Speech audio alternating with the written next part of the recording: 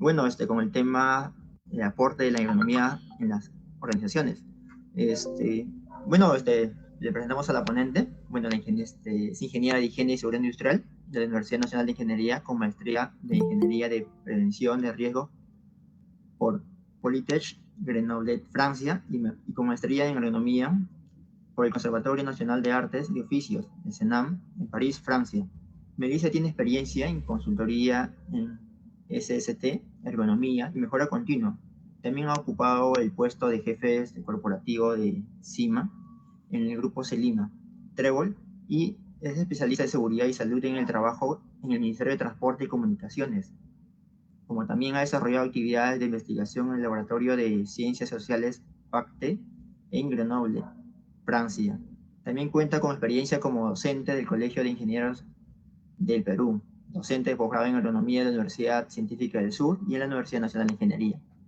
Bueno, de esta manera, bueno, reiteramos que las preguntas, o sea, se lo pueden plantear por chat y bueno, al final de la ponencia la ingeniera podrá responder las consultas.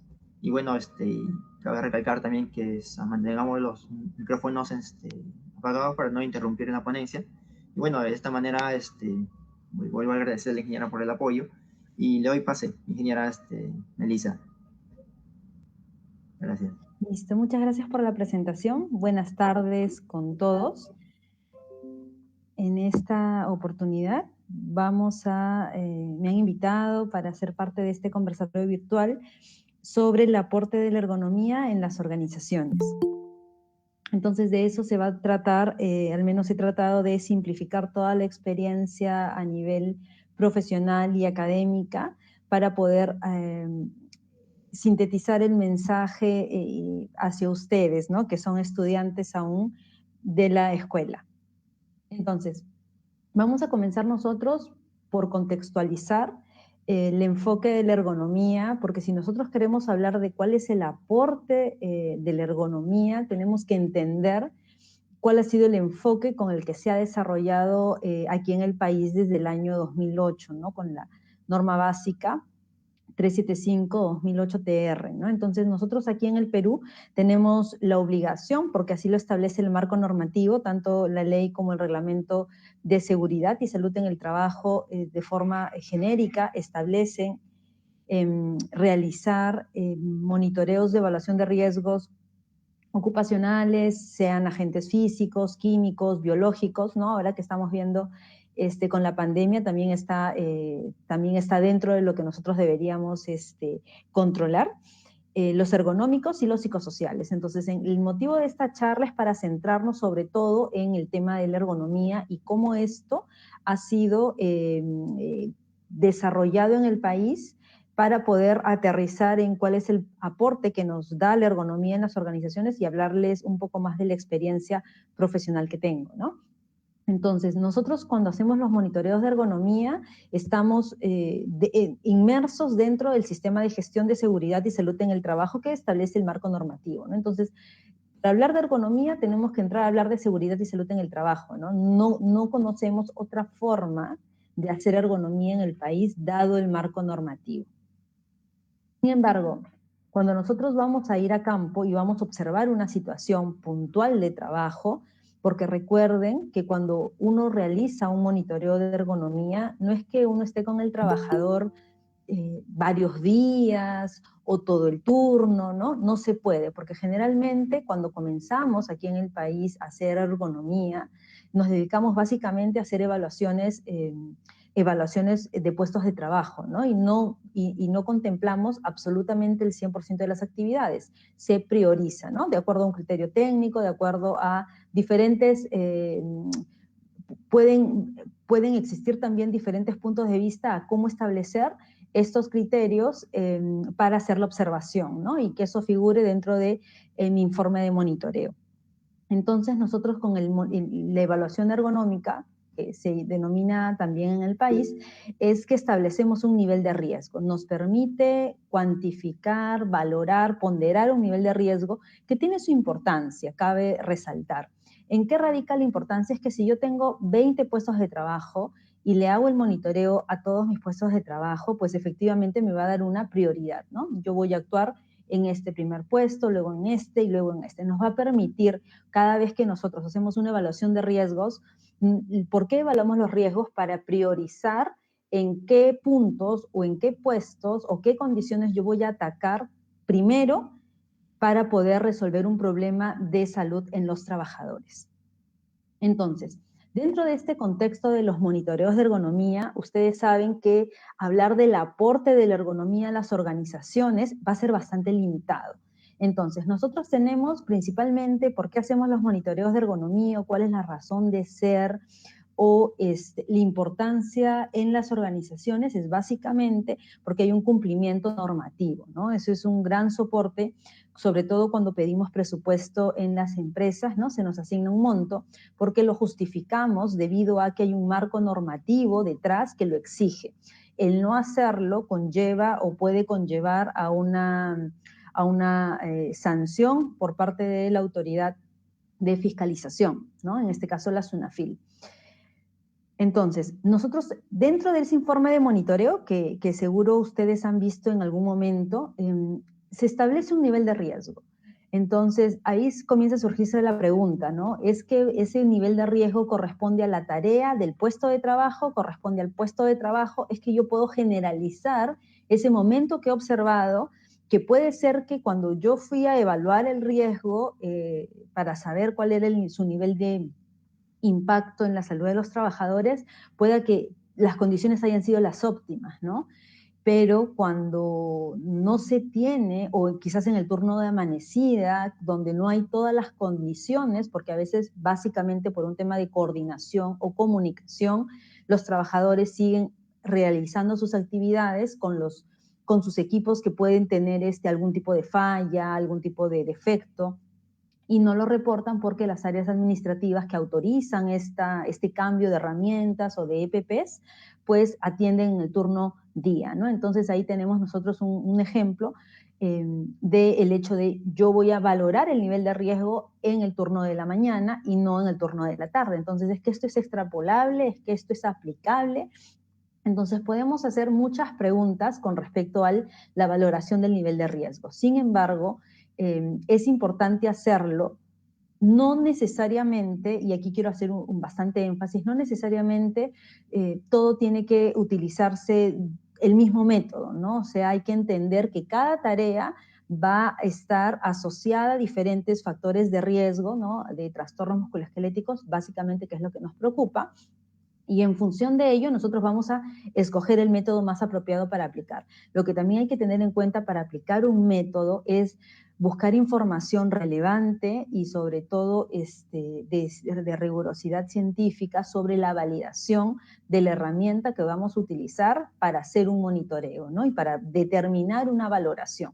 Porque esto sí tiene un impacto en las empresas. ¿A qué nivel? Por ejemplo, cuando me ha tocado ir a la SUNAFIL, ¿no? en situación de administrada, la empresa donde laboraba tenía un requerimiento y teníamos que entregar la información a la SUNAFIL, pues en los informes de monitoreo de años anteriores, lo que figura es un nivel de riesgo, por ejemplo, alto, ¿no? Entonces, la pregunta que te hace el inspector está muy relacionada con qué medidas hemos hecho para controlar este nivel alto de riesgo, ¿no? Y se va a la parte de las recomendaciones. Entonces, y ahí viene el tercer punto, ¿no? Es que muchas de las recomendaciones a veces son generales y en algunos casos, o bueno, los informes que me ha tocado revisar, dentro de la empresa, los que estaban en la gaveta no eran del todo aplicables porque eran muy generales, no iban con el proceso, o sea, una medida de control o una recomendación pues era la automatización de esa parte del proceso. Definitivamente que es inviable porque económicamente no se puede realizar en el corto plazo, pero ya está en un informe de monitoreo.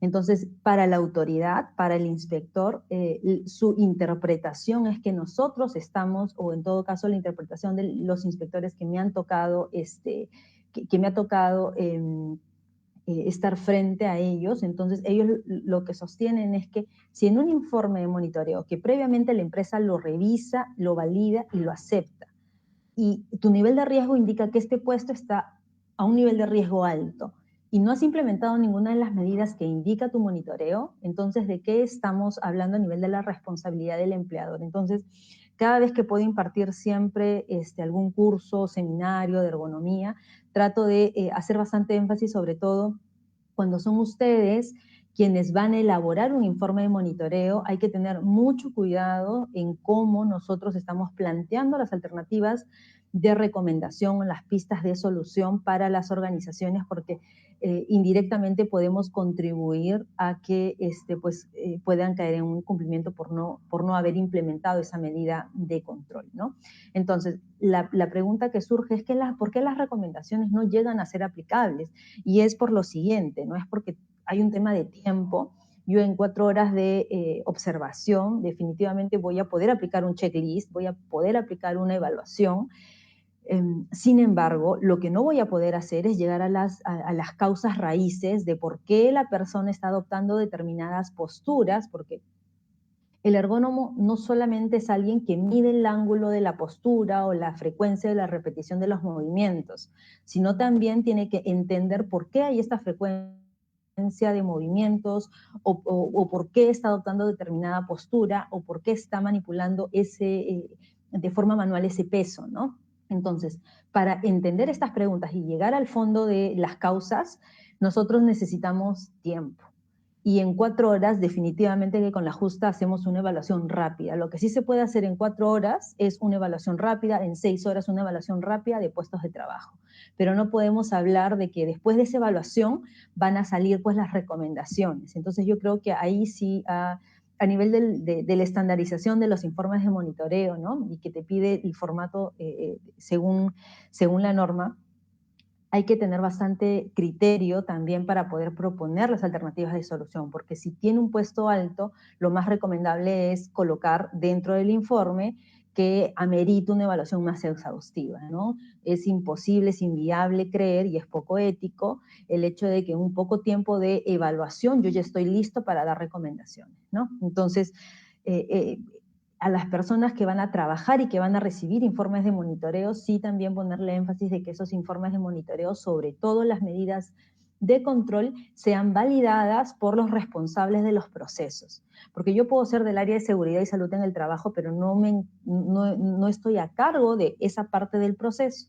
Quien me debe validar esa mejora es el responsable del proceso, porque tenemos que plantear las alternativas de solución que no solamente salvaguarden la salud y el bienestar de los trabajadores, sino también que permitan llegar a los resultados a la empresa, ¿no? Entonces es por eso que es importante que las recomendaciones sean aplicables y sean construidas dentro de una intervención o un estudio de puesto de trabajo. Sin embargo, por el tiempo y lo otro también que viene a ser, ¿no? Ahora el mercado está bastante competitivo.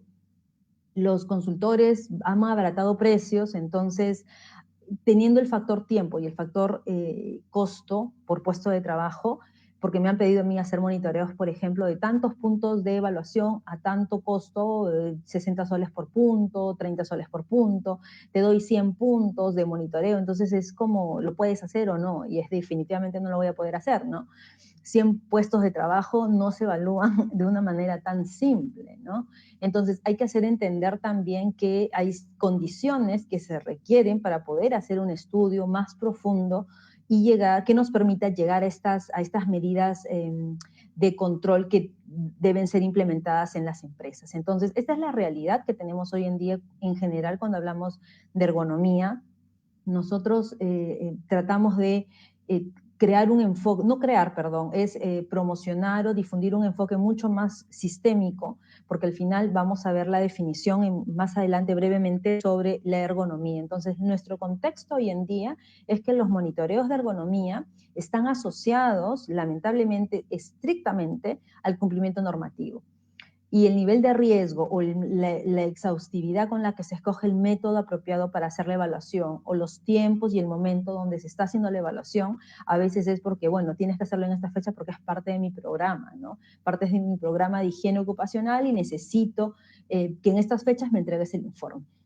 cuando en verdad quizás es mucho más interesante los meses posteriores, ¿no? Entonces, igual para la determinación de los puntos de monitoreo, también debe haber una selección en conjunto con el médico ocupacional. Entonces, sí es importante considerar este contexto en el cual se está desarrollando o inició la ergonomía en el país, ¿no? Un contexto que nos empujaba sobre todo a hacer estas evaluaciones de ergonomía, de puestos de trabajo aplicando checklists ya estandarizados para aplicar el nivel, para encontrar el nivel de riesgo. La pregunta es, ¿yo qué voy a hacer con el nivel de riesgo? Ya una vez que lo identifiqué, ¿cómo lo voy a tratar?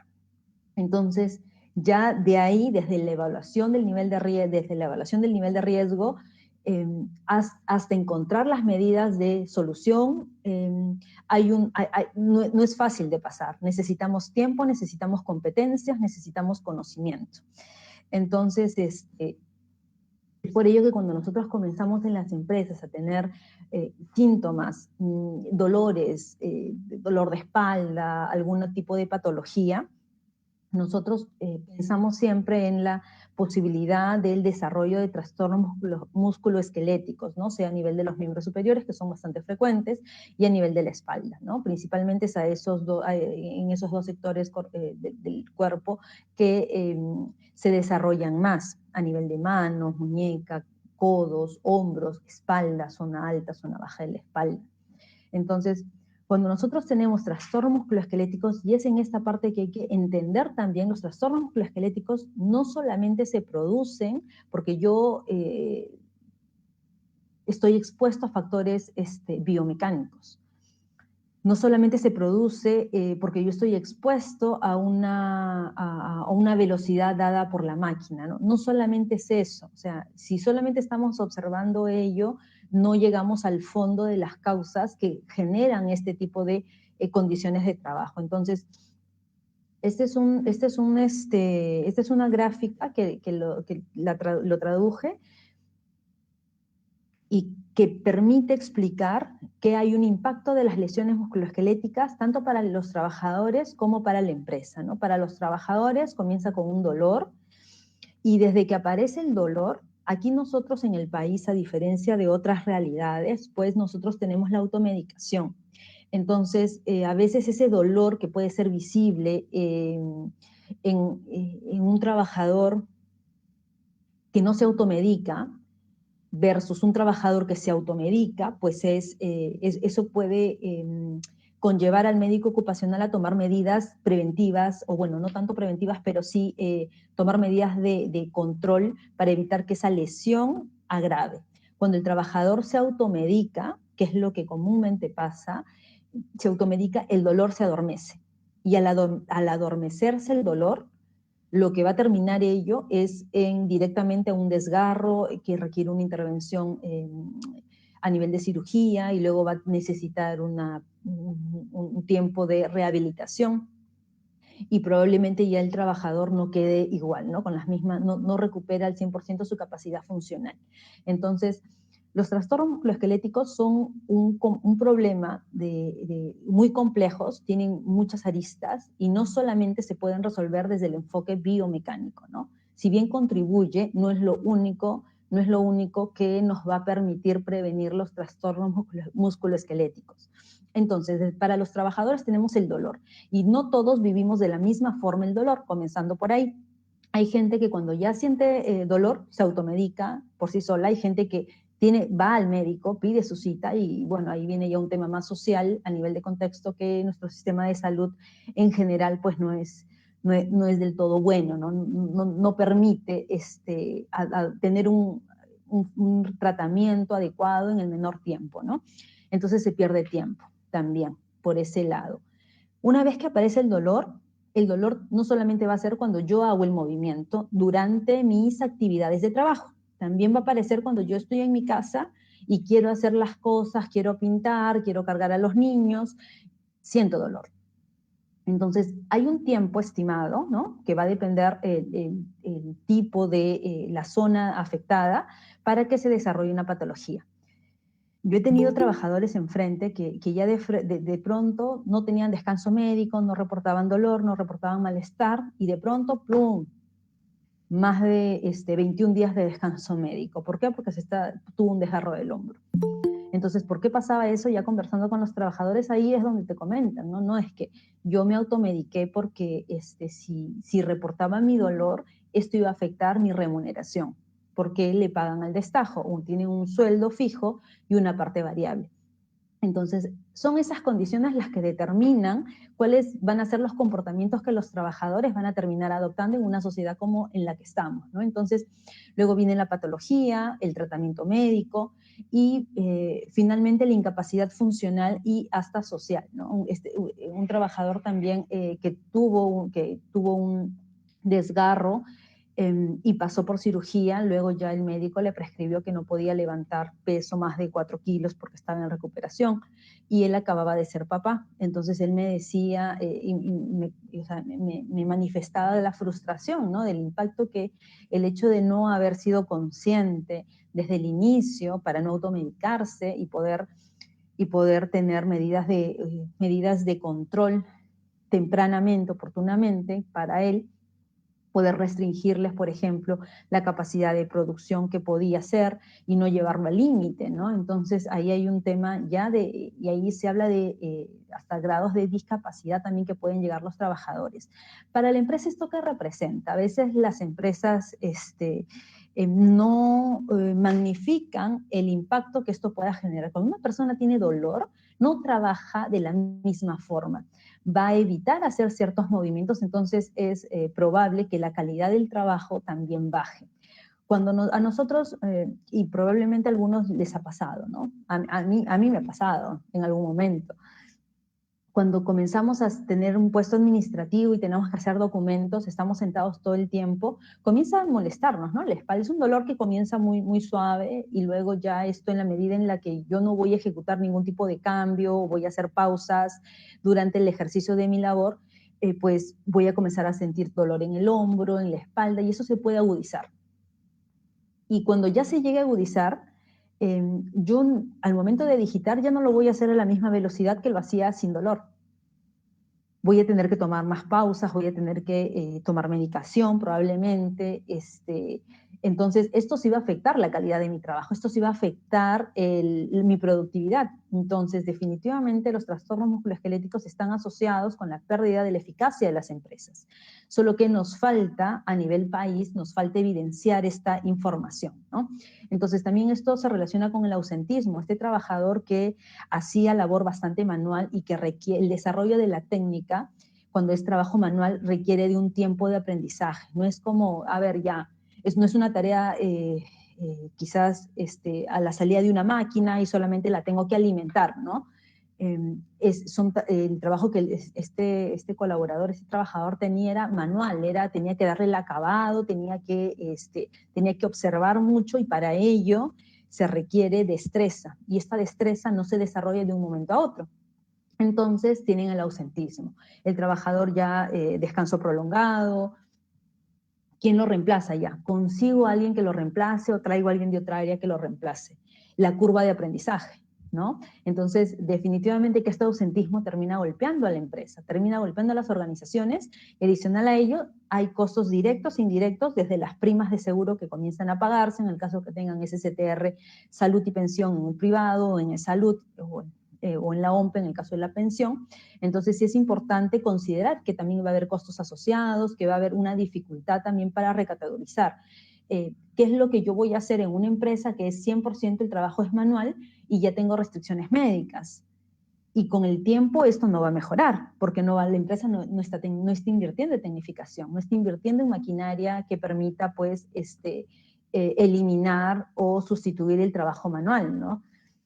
Entonces, estos trabajadores van a tener bastante dificultad para que se les asigne otras labores o también para poder conseguir, ¿no? Luego fuera en el mercado otras actividades. Entonces, y la empresa va a comenzar a enfrentar también una dificultad económica. Entonces, es esto más que ha sido estudiado en Francia, por ejemplo, cuando nosotros abordamos los trastornos musculoesqueléticos, no solamente lo abordamos desde un enfoque de el dolor y la exposición a factores biomecánicos, sino también hay que tener una comprensión externa de cómo se va desarrollando y gestando este tipo de patologías, ¿no? Entonces, nosotros también tenemos este modelo que lo desarrolló Yves Roquelaure sobre los trastornos musculoesqueléticos, el origen, las determinantes. Entonces él habla de que hay factores individuales, ¿no? Personales, que dependen del individuo, hay factores psicosociales y factores biomecánicos. No solamente son los biomecánicos, es multicausal.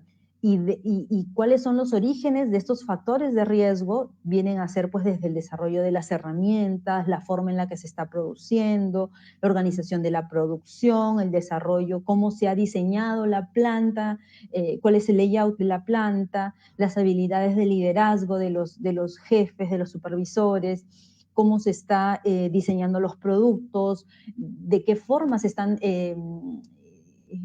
realizando las prescripciones del trabajo, que le llamamos nosotros a los procedimientos y a los instructivos de trabajo, cómo se organiza el mantenimiento, hay mantenimiento preventivo. Entonces, no solamente cuando hacemos un estudio de puestos de trabajo en ergonomía o una intervención en ergonomía, no solamente vamos a los factores biomecánicos, porque si solamente observo el factor biomecánico, no voy a poder encontrar las pistas de solución que me van a permitir realmente transformar el trabajo y modificar las condiciones que están generando esta exposición del trabajador, ¿no? Que puede deteriorar su salud. Entonces, los monitoreos de ergonomía no tienen, por el tiempo, por lo que hemos visto hace un rato, ¿no? El tiempo y los recursos, que ahora cada vez son más competitivo el precio, no pueden tener este alcance, lamentablemente. Entonces, cada vez que uno habla de ergonomía en una empresa, directamente la encasillan a monitoreo, ¿no? Cuando en verdad la ergonomía es un poco más. ¿Y qué es la ergonomía? Pues viene a ser la ciencia del trabajo, etimológicamente. Y bueno, aquí lo que sí quiero que le pongamos bastante énfasis es que desde la definición de la Asociación Internacional de Ergonomía se menciona que es la comprensión de estas interacciones que existe dentro de un sistema. Entonces ya no solamente me habla de si yo regreso a la lámina donde está el señor agachado, por ejemplo, aquí ya no solamente me está hablando de la postura que está adoptando la persona, sino me está hablando de la interacción de esta persona con el sistema que ha sido diseñado para la realización de ese trabajo. Entonces ahí tiene que ver con desde cómo están organizados los horarios de trabajo, cómo es el sistema de remuneración, qué herramientas tiene el trabajador, de qué forma coordina con los otros equipos de trabajo. Entonces, no solamente se puede aislar a la postura y a la evaluación física de esta situación, biomecánica, perdón, de esta situación de trabajo, ¿no? Que yo puedo observar, sino la ergonomía busca comprender esta interacción. Entonces, el ergónomo no solamente es quien aplica el método para evaluar, sino aplica teoría, aplica principios, aplica resultados de investigaciones también, con la finalidad no solamente de hablar de la salud del trabajador, sino sobre todo también enlazarlo con el tema de la mejora de los resultados de la empresa, sea a nivel de productividad o a nivel de calidad. Lo que también menciona dentro de la Asociación Internacional de Ergonomía es la integración multidisciplinaria. Los ergónomos no solamente son ingenieros, hay ergónomos médicos, hay ergónomos psicólogos, hay ergónomos docentes, con mucha alegría en una de las últimas formaciones que hemos desarrollado ha habido una mayor variedad de profesionales que quieren formarse en ergonomía. Y sobre todo se apunta a un enfoque participativo, pero la participación también no es la que nosotros entendemos cuando hacemos participar al trabajador en un monitoreo, ¿no?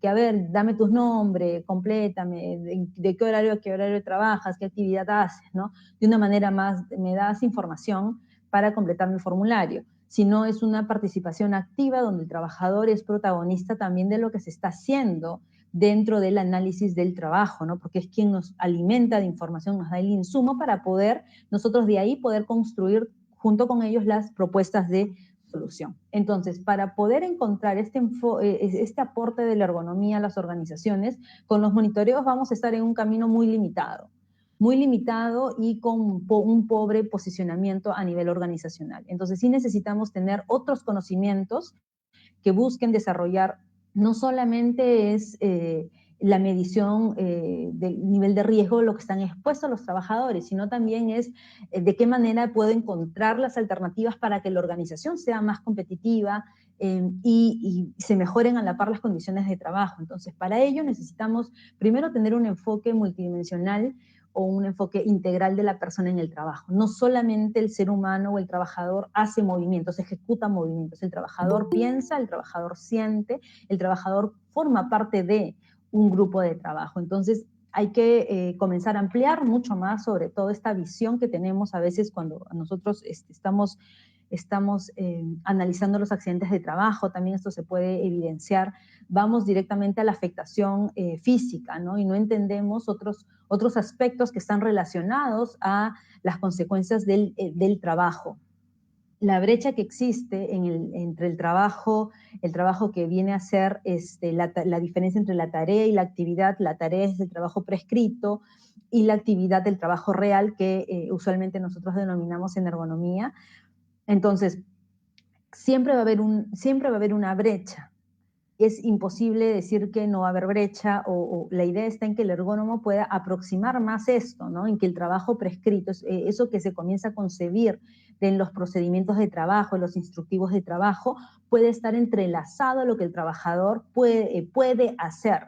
Porque lo que no entendemos es que hay que partir de la idea que el trabajador quiere hacer bien su trabajo. Quiere hacer bien su trabajo, pero si no llega a determinados resultados, porque se accidenta, porque su calidad falla, porque no llegó al número de la productividad esperada por día, no solamente puedo decir que es por el trabajador, porque le falta motivación, porque le falta ser más comprometido con la organización. No, hay factores, hay condiciones que van a determinar que el trabajador no llegue a sus resultados, ¿no? Entonces puede ser factores internos, puede ser que le falte competencias, pueda que le falte conocimientos, pueda que le falte pues las herramientas adecuadas, pueda que la meta que se le esté pidiendo es inalcanzable. Y si yo la voy a alcanzar, voy a transgredir las normas que existen de calidad. Entonces, hay que entender también ese proceso, ¿no? Por eso que nosotros cuando hacemos intervenciones en ergonomía tratamos sí de distinguir cuál es el trabajo prescrito y el trabajo real, porque es ahí donde nosotros tenemos oportunidad para mejorar las organizaciones también. Entonces, las estrategias de regulación, que esto es muy poco común a veces cuando se estudia ergonomía aquí en el país, al inicio todavía no se entendía mucho qué son las estrategias de regulación individuales y colectivas, y vamos a denominar simplemente es la forma en la que los trabajadores llegan a ejecutar el trabajo. Entonces, estas estrategias de regulación pueden ser estrategias de anticipación, ¿no? Antes de que llegue ese documento o antes de que llegue ese producto a la siguiente etapa, voy a anticiparme con el supervisor. Entonces, o yo ya voy teniendo mis insumos previamente antes de que llegue lo que va a salir de la línea o del horno, me estoy anticipando. Hay estrategias de anticipación, hay estrategias también de economía de esfuerzo que generalmente lo desarrollan los trabajadores con más experiencia, porque desarrollan mayor destreza con la finalidad de salvaguardar su salud. Entonces, aquí hablamos nosotros de las estrategias de regulación individuales y colectivas.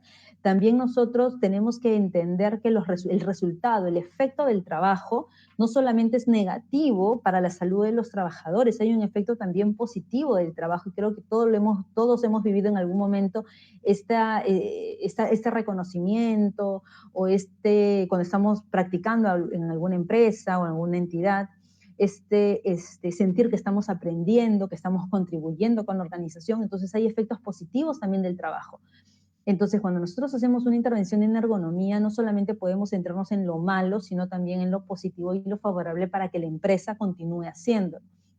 Y también tratar de entrelazar, ¿no? Llegar a entrelazar con la productividad y la calidad con la salud de las personas, ¿no? Que es importante, y esto se ve de manera muy individualizada para cada situación de trabajo. Entonces, nosotros tenemos un modelo también bastante conocido ya entre las personas que buscamos un enfoque más integral en la ergonomía, que es que existe, pues nosotros hemos visto este trabajador con sus características personales propias, su experiencia, su formación que determinan su competencia también para el puesto y su estado de salud instantáneo, ¿no? El grado de fatiga, no es igual trabajar en el turno de mañana que en el turno nocturno, o tener estos horarios cada semana que se van cambiando, ¿no? Que el personal va rotando.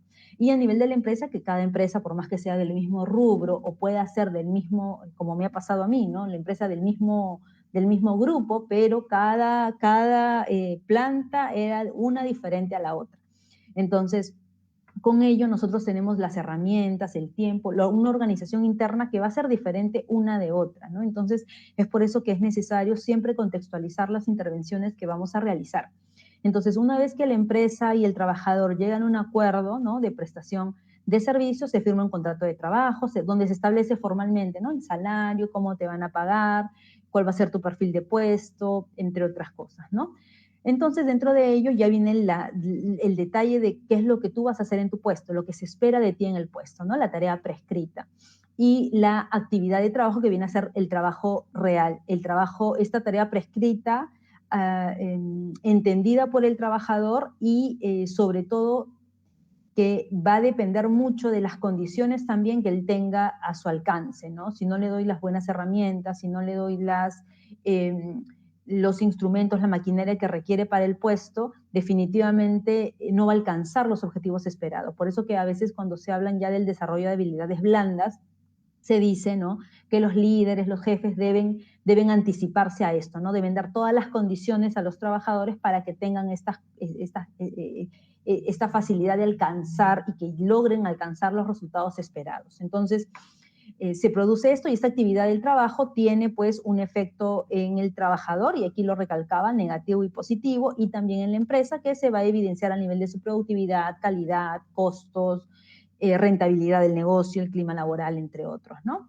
Entonces, igual es un modelo muy parecido al anterior, donde ya simplifica básicamente la actividad está en el centro. Nosotros hacemos el análisis para identificar los factores internos relacionados a la persona, ¿no?, a sus características propias, y los factores externos que están relacionados a cuáles son las condiciones que brinda la empresa para la ejecución de esta actividad, y tiene pues estos efectos, y al final este efecto va a terminar regulando, ¿no?, el factor interno. ¿Por qué les digo esto? Porque si una persona está en un puesto de trabajo y ya pasaron 10 años, ¿no?, 10 años de que yo vengo desarrollando la misma actividad, lo que va a ocurrir es que yo puedo comenzar a sentir dolor, puedo comenzar a sentir, no sé, hormigueos, y voy deteriorando mi estado de salud. Eso va a repercutir en que ya mi capacidad para hacer el trabajo no va a ser la misma, se va a ir deteriorando. Entonces, esto es lo que a las empresas les tiene que interesar principalmente, y por ello ahora están también interesadas en cuidar mucho a las personas de las organizaciones, ¿no? Entonces, nosotros tenemos de un lado los efectos que produce esta actividad de trabajo y por otro lado las condiciones que se generan para la ejecución de este trabajo. Entonces, cuando nosotros abordamos en el enfoque sistémico, tenemos que utilizar una forma de intervención que es diferente, que no solamente es ir, voy a campo, selecciono el método, o a veces el cliente me establece dentro de los términos de referencia, me establece el método que voy a utilizar para determinado puesto, y tantos días tengo que ir nada más porque no puedo pasarme, porque hay un tema de costo también asociado. Entonces, en ese caso, pues es bien complicado llegar a entender o a implementar o a desarrollar estas etapas de la intervención que son importantes, ¿no? Podemos clasificar en 6 etapas, de acuerdo al libro de Daniel Wu, Comprender el trabajo para transformarlo, ¿no? Entonces, en esta primera parte, con el análisis, desde que el cliente nos dice, pues, no, quiero que hagas un estudio de puesto o un monitoreo, nosotros vamos a instruir, escuchar al cliente y vamos a tratar de poder negociar también las condiciones. Entonces aquí viene la parte delicada, ¿no? ¿Cuáles van a ser las condiciones en las que yo voy a hacer mi trabajo, voy a intervenir?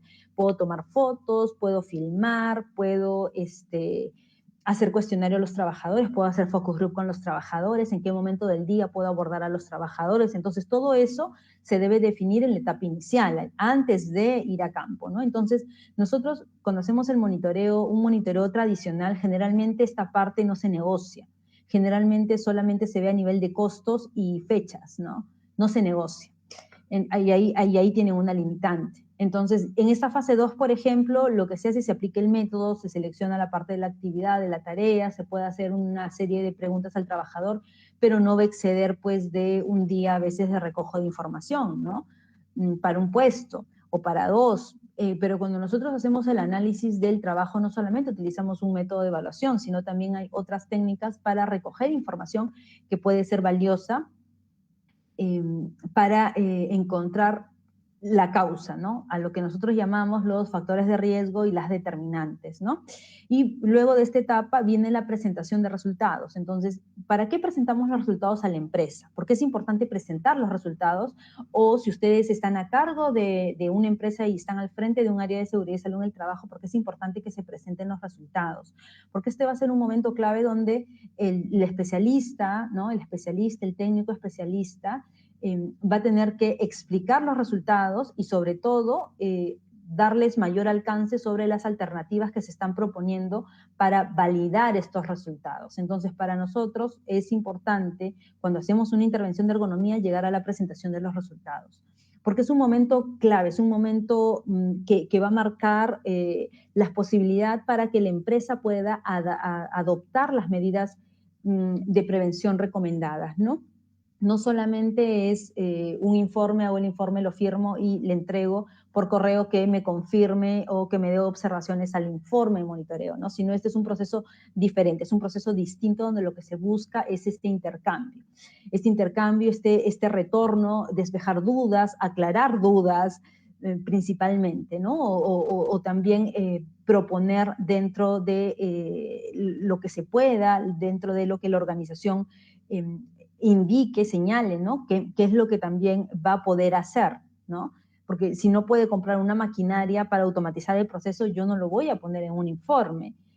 Pondré otras alternativas de solución, ¿no?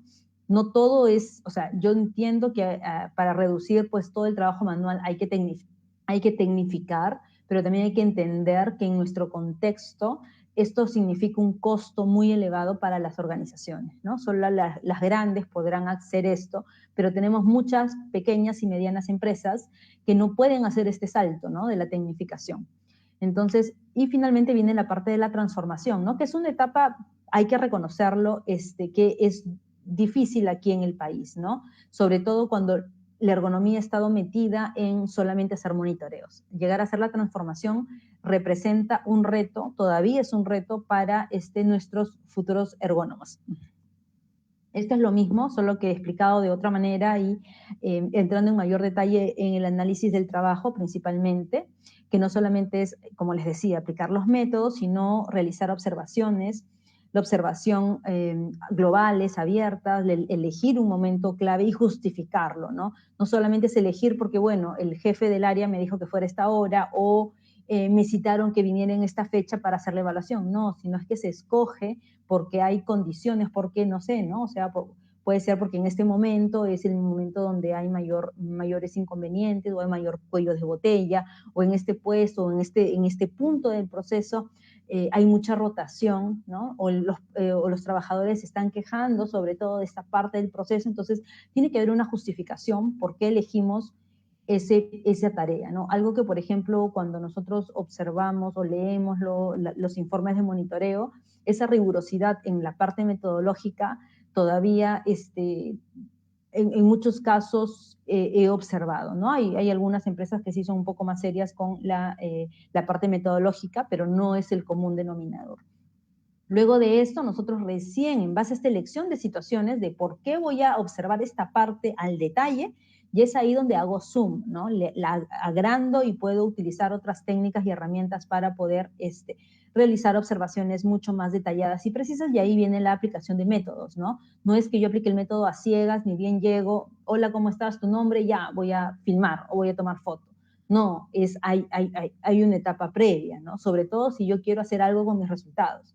Si yo lo único que quiero es encontrar el nivel de riesgo, definitivamente que lo voy a hacer así nomás. Pero si lo que yo busco es que se construyan pistas de solución, que hayan recomendaciones que puedan ser implementadas, entonces es ahí donde esto termina siendo es necesario, esta parte de la etapa, ¿no?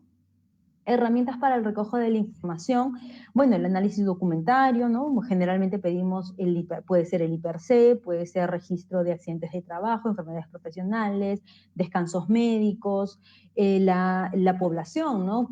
Para saber tener datos de edades, género y demás, nivel educativo, las entrevistas que pueden ser a nivel individual o también entrevistas a nivel colectivo, las verbalizaciones. ¿Qué son las verbalizaciones? Son lo que el trabajador, o sea, lo que nosotros denominamos verbalizaciones, lo que se entiende es cuando el trabajador, él mismo, va a verbalizar, va a explicar lo que él está haciendo, ¿no?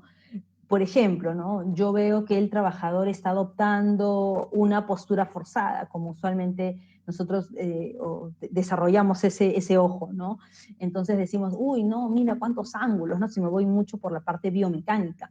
Pero si yo no llego a entender por qué, o sea, y para entender el por qué, yo puedo observarle, puedo, mi hipótesis y la biblioteca de situaciones que ya tengo en la cabeza, puedo decir, ah, sí, es que es por la altura de la mesa, por la altura de la silla, pero para validar esas hipótesis tengo que preguntarle al trabajador, ¿no? Y no preguntarle de una manera de por qué está adoptando esas posturas, sino cómo es que regula la mesa.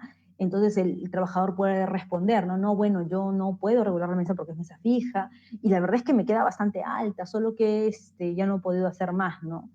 No he podido lijar, no he podido cortar las patas, ¿no? Porque esto depende de la máquina y demás. Entonces, la idea está en que verbalice con la finalidad de que el trabajador nos explique por qué está adoptando tales y tales posturas, o por qué está haciendo, o cómo está haciendo su trabajo, ¿no? Entonces aquí las preguntas claves siempre van a ser el cómo, para qué, cuál, ¿no? Para que el trabajador pueda contarnos y se explaye, ¿no? Entonces, dentro de esa explicación que nos da sobre lo que él está haciendo, vamos encontrando también las pistas de solución.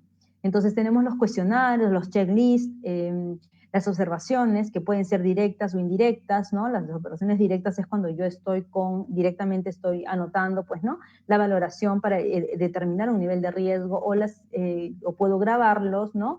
Y ya luego en gabinete puedo analizar esa información. Puedo desarrollar también en grupos de trabajo, focus group, dependiendo de lo que vaya o cómo vaya a abordar determinado problema, los métodos de evaluación, las mediciones, ¿no? Que usualmente se hace, y la parte de simulación, ¿no? La simulación es un proceso bastante interesante, yo creo que es uno de los puntos más fuertes, más interesantes y más novedosos de la ergonomía aquí en el país, el poder hacer la simulación. Sin embargo, para hacer la simulación necesitamos cierto conocimiento previo, ¿no? Y bueno, entre otros, esas son las principales herramientas de recojo de información.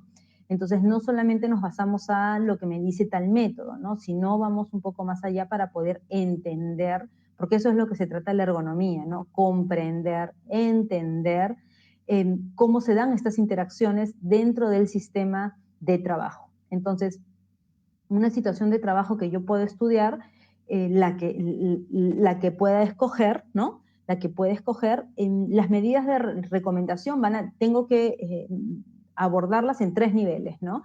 A nivel de las personas, es decir, si quiero llevar más por el tema de las capacitaciones, entrenamiento, la formación de equipos de trabajo, quizás, ¿no? A nivel técnico, ¿no? A nivel de dispositivos y materiales, herramientas de trabajo, máquinas, software, espacios, ambientes laborales, ambientes de trabajo, el ambiente físico, por ejemplo, aquí está dentro de esta parte técnica, que es un nivel también de acción, y el nivel de acción que es el más macro, ¿no? A nivel organizacional. Entonces, cada vez que nosotros veamos un problema en las organizaciones, debemos tratar en lo posible de abordarlo en estos 3 niveles. Yo sé que no, que no es fácil, y que se requiere también tener un conocimiento previo. Sin embargo, es importante llegar al nivel organizacional, porque si no nos estamos quedando en soluciones que no van a fortalecer a la organización, ¿no? Porque cada vez que ocurre un incidente, un accidente de trabajo, que hay un descanso médico a causa, ¿no? Puede ser de un síntoma, principios de trastornos musculoesqueléticos o algún descanso médico prolongado, son oportunidades para las organizaciones de aprender, ¿no? De aprender. Entonces, cada vez que se analiza un accidente de trabajo, la idea es que se difunda, y no solamente se difunda a nivel de los trabajadores, sino también se difunda al nivel de mandos intermedios y la alta dirección. ¿Por qué es importante? Por las medidas organizacionales, porque a veces parte de los accidentes no solamente es por la falta de motivación del trabajador o porque está muy confiado, porque tiene prisa, ¿no? No, definitivamente que no es así. Hay consecuencias, perdón, hay causas mucho más arraigadas a nivel de la organización, solo que a veces no tenemos las herramientas para poder llegar a ese nivel de exploración. Entonces, nosotros cuando hablamos del aporte de la ergonomía, y esto lo hemos visto, al menos lo hemos podido abordar sobre todo a nivel de formaciones, donde estuve supervisando las intervenciones de los estudiantes, de qué manera las alternativas de solución que ellos planteaban iban a aportar a las organizaciones. Entonces, uno de los casos que me parecieron uno de los estudios más complejos que se realizó dentro del diplomado, por ejemplo, fue cuando se presentaron los resultados a la empresa, y en esta presentación de resultados, que estaba la gerente general de la empresa y las personas responsables de los procesos, ¿no? Nos decían, ¿no? Y miembros del Comité de Seguridad y Salud en el Trabajo, y nos decía que querían implementar ellos un sistema, o sea, todos los trabajadores tenían como que un flat, ¿no? Tenían un básico, estándar, pero que ellos querían aumentar como que un bono si se llega a la meta, ¿no? Entonces, de esa manera, o sea, ya cuando comenzamos a discutir sobre cada una de las medidas que los estudiantes en este caso estaban proponiendo, y ya luego llegamos a este punto, ahí estábamos llegando claramente a la parte organizacional, porque está bien, o sea, tenemos un nivel de riesgo por determinadas condiciones de trabajo, pero a veces hay decisiones que se toman y no se problematizan, ¿no? No se cuestionan desde el enfoque de la salud también de los trabajadores, porque al final, y la experiencia mía en ese sentido era, ¿no? Yo he visto organizaciones que han metido estos bonos y los trabajadores corren, y van a correr, y te podrá funcionar un tiempo, hasta que los trabajadores comiencen a tener lesiones, sobre todo cuando tu trabajo es muy manual y tienes muchos factores biomecánicos, ¿no? Principalmente, ¿no? Tienes aspectos que no vas a corregir en el corto plazo porque requieren mucha inversión. Entonces, lo que vas a hacer es la mano de obra que hoy te enaltece por la calidad del trabajo, más adelante vas a tener descansos médicos, vas a tener probablemente automedicación de los trabajadores. Entonces, la idea está en que si vas a establecer una meta, que esa meta también tenga límites, que sean, uno, alcanzables, dos, que también cuiden la calidad del producto, porque a veces solamente se establecen metas cuantificables a nivel de cantidad, ¿no? Y no calidad. Entonces, sí, amarrarlo a la parte de calidad. Y en el sentido del trabajador, por ejemplo, sí establecer límites, ¿no? Límites sobre todo por la cantidad de producción que se les pueda pedir, y esto puede deteriorar la salud del trabajador, ¿no? Entonces, esa fue una discusión que tuvimos, y ella se quedó todavía pensando en de qué forma lo voy a implementar, ¿no? Entonces, ya luego esto torna, ¿no? De lo que estábamos hablando básicamente de los puestos de trabajo, llegamos y saltamos a la parte organizacional. Entonces, eso ha pasado en julio, que hemos hecho la sustentación de este estudio a la empresa, la presentación de resultados. Entonces, sí es importante el hecho de tener las respuestas y que las personas, los decidores de la empresa, confíen en la capacidad técnica también de las personas que realizan este tipo de intervenciones, ¿no? Entonces, ¿por qué es importante desarrollar un enfoque sistémico realmente para contribuir con las organizaciones? Porque si solamente me voy a quedar haciendo los monitoreos de ergonomía, mi contribución va a ser básicamente normativa, va a ser muy poca, ¿no? Sobre todo si es una empresa que cumple con los monitoreos, como las que yo he visto, cumplen todos los años con los monitoreos. Y yo digo, bueno, si gastaran la mitad de lo que gastan en los monitoreos, en implementar sus medidas de control, ya estarían haciendo algo más por la prevención, ¿no? Sin embargo, los presupuestos para los monitoreos generalmente los pueden recortar, pero no los dejan a cero, ¿no? Siempre se hacen monitoreos. Sin embargo, ¿cuántas medidas de control se llegan a implementar? Entonces, ahí tenemos como profesionales, ¿no? Tenemos un reto. Entonces, este enfoque sistémico tiene que incluir esto de la persona en el trabajo. No podemos aislarla y extraerla y solamente analizar las posturas, los movimientos repetitivos del trabajador, ¿no? Entonces, eso es algo que nosotros negociamos dentro de las condiciones de intervención o puede ser un estudio de puesto de trabajo, pero es importante esta negociación de condiciones, sobre todo para saber que vamos a poder expandir un poco más el estudio, ¿no? El hecho de que el ergónomo también tenga la capacidad de integrar, ¿no?, las diferentes necesidades de los interlocutores, en este caso puede ser el de mantenimiento, el de producción. En ese momento de la presentación de resultados nosotros teníamos a esos interlocutores enfrente y que buscaban, ¿no?, buscaban también contribuir con estas medidas de solución que se estaban recomendando. Entonces sí es importante incluir no solamente a la persona de seguridad y salud en el trabajo, sino extender un poco más allá, ¿no?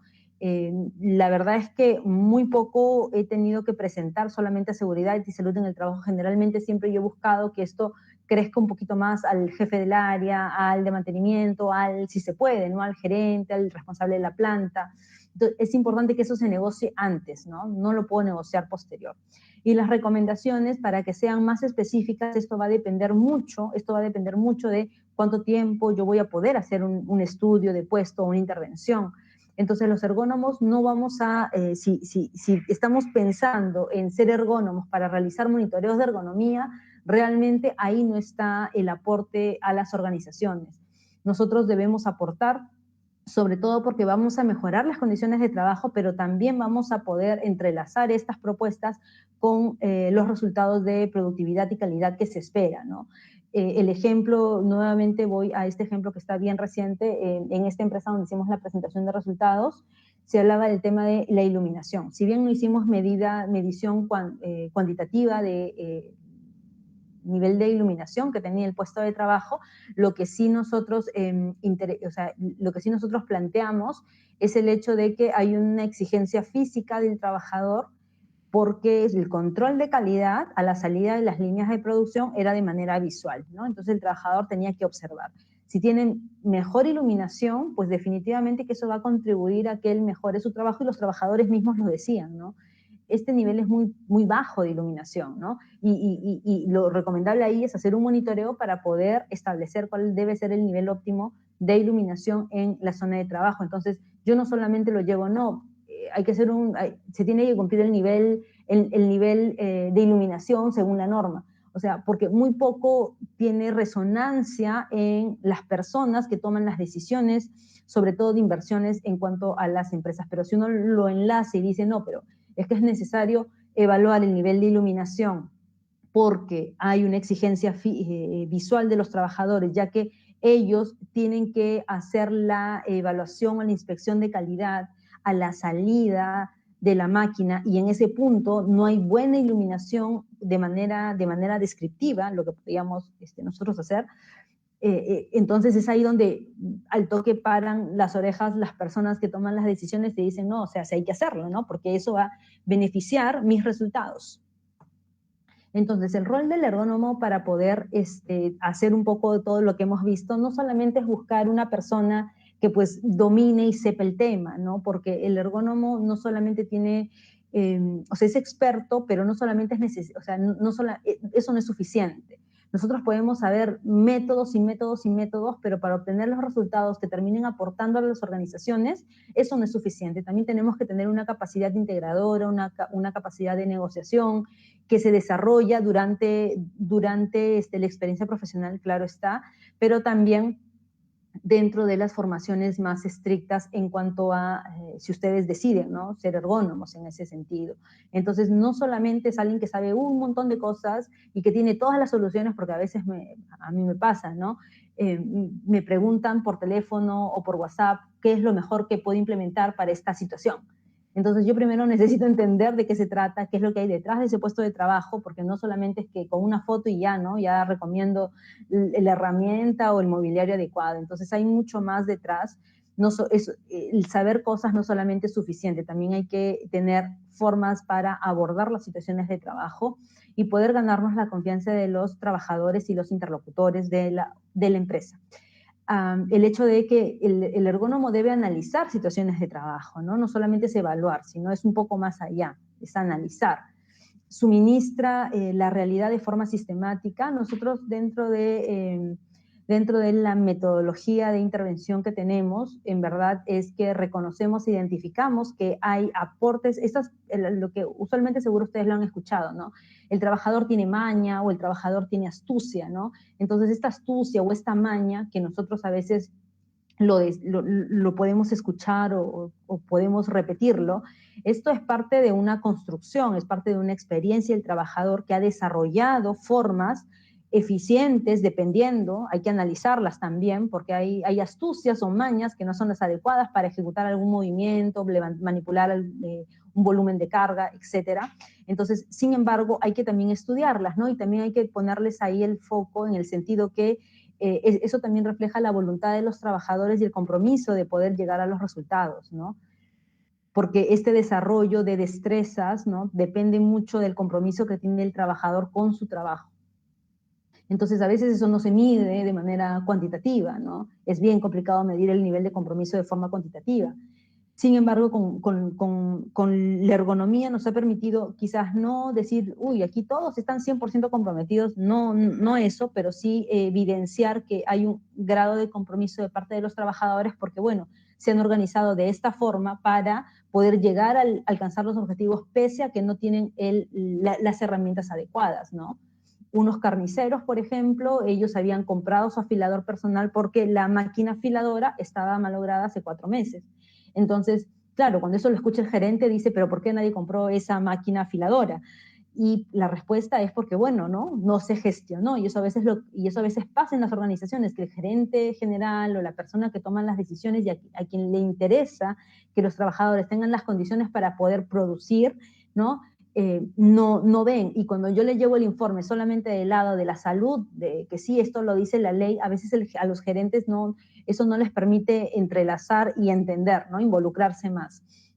Entonces, los ergónomos también tenemos que tener un rol pedagógico porque a veces los clientes vienen y nos hacen pedidos para hacer una evaluación de puesto y a veces ellos ya de arranque nos quieren determinar el método para evaluar cuando a veces no es así, ¿no? Hay que estudiar bien el puesto de trabajo, hay que saber qué métodos es el más adecuado para poder aplicar esa situación. Entonces ahí ejercemos un rol pedagógico, no para formar a mi cliente en que sea ergónomo, pero sí para que entienda las razones por las cuales uno decide determinado método, ¿no? Sobre todo hay que nosotros como ergónomos no es que nos debemos cerrar, sino debemos acompañar y facilitar esta construcción de alternativas de solución que van a emanar de los trabajadores, que van a emanar de los responsables de los procesos. A veces lo que falta en las empresas es que lo sientes en torno a una situación específica de trabajo y plantees, ¿no? ¿Cómo lo resolvemos? Entonces ahí está el ergónomo, ¿no? Tratando de aterrizar todas las soluciones y con una capacidad de síntesis, sobre todo para poder establecer de eso un plan de acción. Y bueno, el hecho de que organiza la simulación de la actividad presente y futura, ¿no? La simulación es algo que en ergonomía los ergónomos desarrollamos también ese aspecto porque cuando queremos implementar una alternativa de solución no es tan fácil. Los que han investigado accidentes y han hecho reconstrucción, por ejemplo, eso es parte de una simulación. Están haciendo simulación de cómo ocurrieron los hechos, ¿no? Entonces, la idea es tenerlo más estandarizado, es mucho más estructurado cuando lo hacemos en ergonomía para la actividad futura. Entonces, ya para finalizar, nosotros estamos en un contexto de pandemia que ha modificado definitivamente las condiciones de trabajo. Y no solamente las condiciones de trabajo a nivel de barreras, ahora tenemos en los puestos de atención al ciudadano o atención al cliente, tenemos estas barreras de vidrio, ¿no? Que dificultan a veces la comunicación o la escucha, sino también que han modificado la forma en la que coordinábamos el trabajo ahora con la modalidad de trabajo remoto. La organización del trabajo ha cambiado y las empresas no estaban todas preparadas para una transición tan dura. Después de un año, todavía hay algunas organizaciones que no han eliminado al 100% esa brecha que sienten que existe, ¿no? Y ya hay otras que son mucho más flexibles, que se han adaptado y han migrado tranquilamente al trabajo remoto. Por ejemplo, ¿no? Nosotros tenemos la siniestralidad de accidentes de trabajo y enfermedades profesionales que no las tenemos, que no es una cifra real. Las entidades públicas hacen todo lo posible, ¿no?, por tener una data, por generar información estadística. Sin embargo, debido a que no hay articulación entre las diferentes organizaciones estatales o las entidades públicas, pues no se llega a tener el número adecuado de, por ejemplo, ¿no? Me gustaría saber en el sector industria cuánto es el índice de frecuencia o cuánto fue el índice de frecuencia del año 2019, 2018, ¿no? Cómo estamos evolucionando en función de ello. Porque lo que se declara el Ministerio de Trabajo, ¿no?, en sus reportes anuales, pues no es del todo cierto. O sea, hay un subreporte, ¿no? Hay un subreporte, no es del todo real. Y a nivel de las enfermedades profesionales, pues tenemos nosotros que la lista de enfermedades profesionales pues tampoco ha sido actualizada, ¿no? Cuando en verdad sí se amerita una actualización, sobre todo porque el aspecto psicosocial del trabajo está tomando mucha importancia hoy en día, ¿no? Tenemos nosotros que tenemos enfrente también el envejecimiento de los trabajadores. Este es un punto que hay que tocarlo en las empresas, principalmente porque ya cuando las personas están haciendo trabajos manuales y demás, y llegan a una determinada edad, que no necesariamente es la edad de jubilación, sino ya es una edad avanzada de la persona, ¿no? Y que no puede hacer lo mismo que hacía pues alguien a los 25 años, ¿no? Ya no puede hacer lo mismo. Entonces hay que también tener un plan para ellos, ¿no? Pensar en eso, porque los trabajadores más antiguos y que tienen buenos resultados han desarrollado destreza en el trabajo. Entonces ese método del trabajo que difícilmente está escrito en un procedimiento, no está escrito en un procedimiento, generalmente eso se pierde cuando el trabajador se jubila o sale, ¿no? Sale de la empresa. El tema de la discapacidad sí es un aspecto que también tenemos que tratarlo. Nos falta todavía un montón en ese tema. Es un gran reto, sobre todo cuando tenemos nosotros ya normativa que exige, ¿no? El sector público es 5% de la masa salarial y al sector privado es el 3%, ¿no? Entonces sí hay que entender también que es un tema importante, hay una población importante que debemos también adaptar esas condiciones a trabajadores con discapacidad, ¿no? Y la ergonomía para ello nos ayuda bastante. La mejora en sí de las condiciones de trabajo, pero también estamos siempre confrontados a la reducción de costos. Y esto lo he visto, por ejemplo, cuando estuve implementando programas de mejora continua en las organizaciones. Entonces, llegar al equilibrio, ¿no? Llegar a hacer eso y mejorar a la vez también las condiciones de trabajo. Entonces, eso es un tema que podemos ampliarlo más, pero básicamente las empresas deben poner el foco, sobre todo cuando comienzan a implementar estas metodologías ágiles, poner el foco en no solamente en lo que no se debe, en lo que genera pérdida, a veces tienen sus procesos, las empresas, y le ponen cuando comienzan en la implementación, vamos a optimizar, vamos a mejorar, entonces le ponen mucho el foco a los aspectos del trabajo que deben hacerse mejor, pero no le prestan mucha atención a lo que está por fuera, ¿no? A lo que te está generando un gasto. Entonces, o solamente se reduce el costo así nomás, ¿no? A rajatabla. Entonces, sí es importante entender también estas metodologías, al menos manejarlas, conocerlas, ¿no? La búsqueda de la eficiencia y rendimiento, las organizaciones hoy en día deben buscar eso, y la ergonomía es una disciplina, es una ciencia que nos ayuda, que suma mucho a esto en las organizaciones. Entender que la ergonomía no solamente son gestos y posturas, ¿no? También tenemos nosotros el sector servicios, por ejemplo, el hecho de tener que lidiar con clientes, ahí está también está el aspecto, la dimensión psicosocial del trabajo, que es muy poco estudiado, pero los ergónomos también podemos hacer una intervención al respecto, ¿no? No necesariamente va con el diagnóstico de determinar si tienen estrés crónico, si hay trabajadores con burnout, o sea, no va por ese lado el ergónomo habla del trabajo, ¿no? De la actividad que le está haciendo y sobre ello cuáles son las condiciones que tiene y sobre todo la falta que existe de investigación, ¿no? Finalmente ya las conclusiones. A nivel del Perú, nosotros en ergonomía estamos en un proceso todavía de desarrollo. Hemos comenzado por el lado biomecánico, pero estamos ampliando un poquito más, y gracias por este espacio a la ESI, para poder ampliar un poco más el enfoque que se tiene de la ergonomía en el Perú. Definitivamente que necesitamos un enfoque sistémico que nos ayude a ver de manera global, de manera integral, para poder articular los problemas de salud y los problemas que tiene la empresa y que enfrenta la empresa a nivel de calidad, a nivel de productividad. Esto no tiene por qué abordarse por separados, ¿no? Yo sé que el área de seguridad tiene sus propios indicadores y sus propios KPIs, el área de calidad tiene lo suyo y el área de producción tiene lo suyo, pero eso tiene que ser, o sea, lo que busca la ergonomía es articular esto, ¿no? No solamente es encasillarnos porque las organizaciones están trabajando como nichos, cuando en verdad lo que se necesita para resolver problemas es articular esfuerzos, ¿no? Entonces, con un enfoque más sistémico, lo que vamos a conseguir es esto. No solamente es el aspecto biomecánico del hombre en el trabajo, hay mucho más, ¿no? Hay mucho más.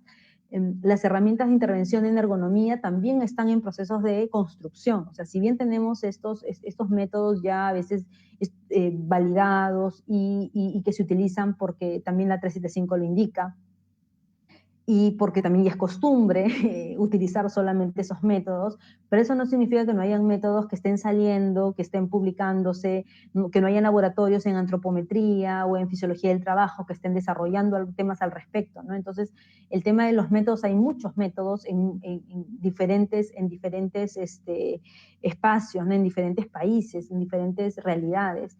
Jacques Malcher, un suizo, realizó un compilado de todos los métodos de acuerdo a un nivel de complejidad, ¿no? Y ahí hay muchos métodos más de los que tiene la 375, ¿no? Por ejemplo, solo que no están traducidos, falta la validación y demás, entonces por eso está con lo que les mencionaba en el slide del otro lado, ¿no? La falta de investigación, porque necesitamos hacer eso. Entonces ahí están las tesis de pregrado que podrían ayudar, contribuir a estas validaciones de herramientas, ¿no? Se requiere definitivamente de ergónomos en el país que vayan acompañando el desarrollo de las organizaciones en estos tiempos tan duros que nos toca, ¿no? Un tiempo de bastante crisis económica, social y política. Entonces, sí necesitamos nosotros seguir desarrollando y formando más ergónomos en el país. Por mi lado, eso sería todo. Muchas gracias. No sé si hay preguntas. Muchas gracias, ingeniera. Sí, va a haber preguntas.